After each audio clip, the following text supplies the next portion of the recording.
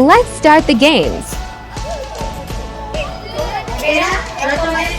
Games 1, The Lost Treasure. Okey, CP1 dah panas.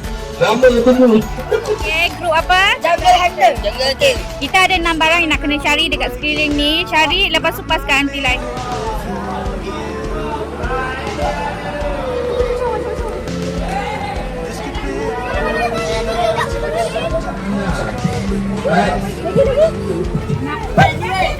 Okey, kita menantikan. Mana Sudu? Sudu. Kawan? Mainan Darwish? Dalam ni. Makapan? Botol mineral? Buat gigi? Game 2, The Boleh Secret bagi Code. tahu Bagi tahu apa yang CP1, 2, 3, 4, 5, 6. Bagi satu. 5. Games 3, The Jungle Puzzle. Satu lagi guna yang gambar tu.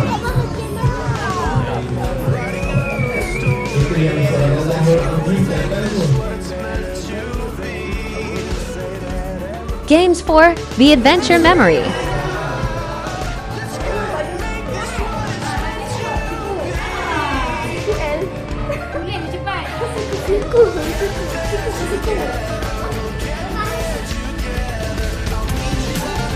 Games 5, The Anda Smart macam seorang Explorers. kan?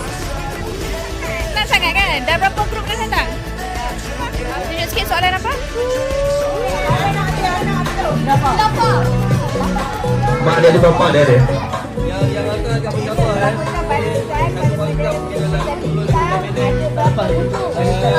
Okey. Yang CP6 agak mencabar. Mungkin ambil 5 minit. Games 6, The Sudoku Expert. Nanti baru akan job dekat pasport Okey, buat siapa yang pandai.